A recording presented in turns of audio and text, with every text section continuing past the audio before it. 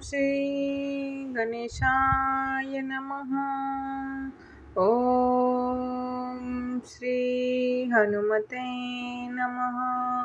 ओम पंचमुखी हनुमते नमः. पंचवक्रं महाभीमं त्रिनेत्रं च महाबलं सिंहिका गर्भसम्भूतं हनुमन्तं नमाम्यहम्. ॐ हं हनुमते रक्ष रक्ष सर्वतो माम्. ॐ हं हनुमते रक्ष रक्ष सर्वतो माम्. पूर्वे हनुमान कपिमुखधारी रक्षतु मां. दक्षिणे नारसिंहवपुर्मा सदा पातु.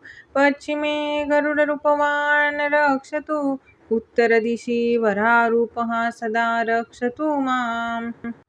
ऊर्ध्वे हयग्रीव विग्रह पातु मे शिरः. अधस्तात् ब्रह्मास्त्ररूपः पातु पादयुग्मं सदा मम. अष्टदिशि रक्षतु पञ्चवक्रः. स्वप्ने जाग्रति गच्छतः. पश्यन्तं हसन्तं चलन्तं सर्वदा रक्षतु हनुमान् महाबलः. ॐ अञ्जनीसुताय महाबलाय रामदूताय नमः.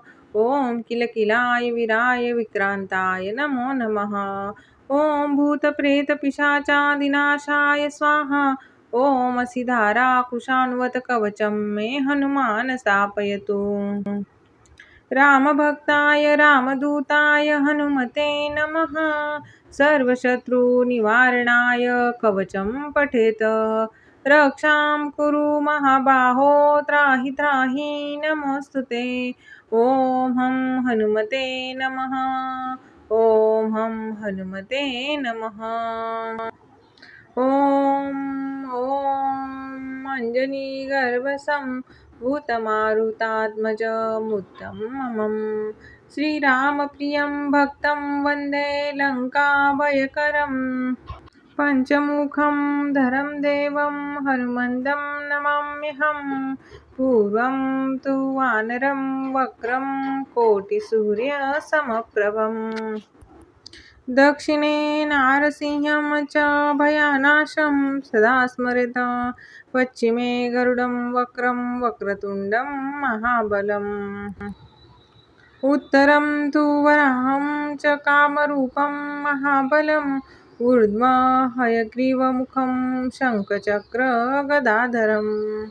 एवं पञ्चमुखं रूपं हनुमन्तं महाबलं.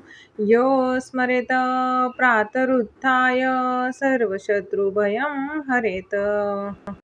नाशेत् दुःस्वप्नं शुभं दुष्टग्रहसमुद्भवम्. अभिचाराणि सर्वाणि मन्त्रतन्त्राणि भूतले. सापराध्यं न मुच्यतु पञ्चवक्रं हनुमतं. यं यं चिन्तयते कामं तं तं प्राप्नोति संशयम्. श्रीराम जय राम जय जय राम. श्रीराम जय राम जय जय राम.